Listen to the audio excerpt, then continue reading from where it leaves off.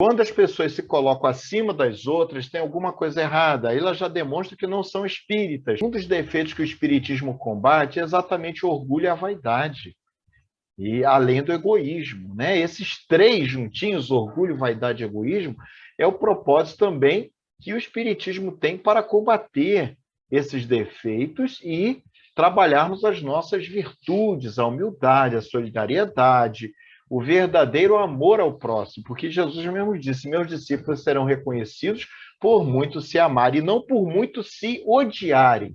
Então nós vemos com preocupação quando nós encontramos nas líderes espíritas, nas instituições espíritas, companheiros que não estudam, não se capacitam, mas simplesmente têm inveja, não combatem a inveja, têm inveja do tarefeiro, do trabalhador que está buscando a sua melhora. Então, muitas vezes, esses irmãos, por invigilância, devido à sua limitação moral, deixam serem mordidos pelo bichinho da inveja e tentam criar perturbações junto àqueles companheiros que estão trabalhando, que estão buscando melhorar a sua atividade dentro da casa espírita, dentro do movimento espírita.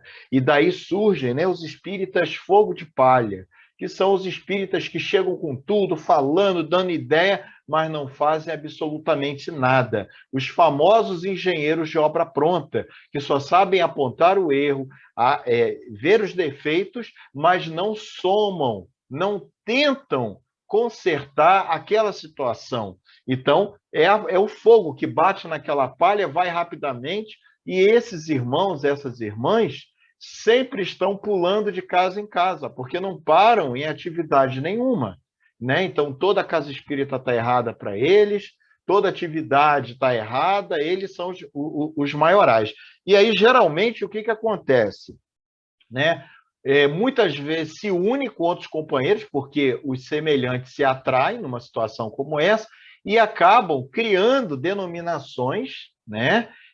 Dentro do movimento espírita, criando casas espíritas, e aí a gente retorna exatamente aquele versículo bíblico que eu gosto sempre de citar, me toca muito, né?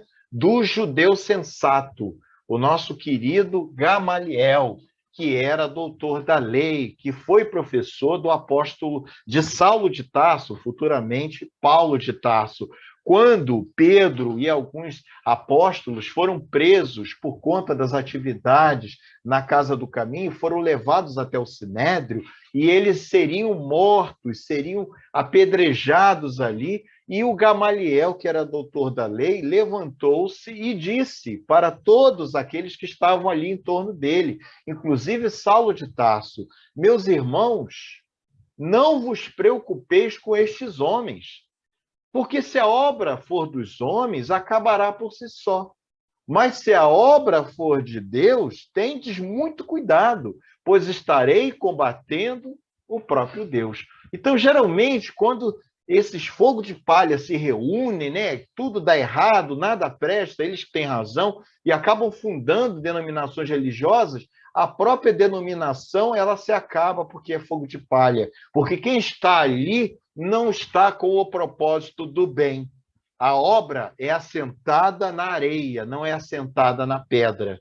Então, esses a gente vai detectando também, dão margem às obsessões, dão margem às brechas para que aquele trabalho de uma casa espírita que está indo muito bem, ele seja prejudicado. Então, geralmente, essas pessoas gostam de chegar e assentar no primeiro lugar. E, geralmente, não tem condições. E aí o que, que acontece? Elas são convidadas aí para os últimos lugares. E por conta do seu orgulho e da sua vaidade, acabam saindo e tacando as suas pedras morais por conta da sua arrogância. E quando a responsabilidade vem para o setor íntimo, elas não dão conta.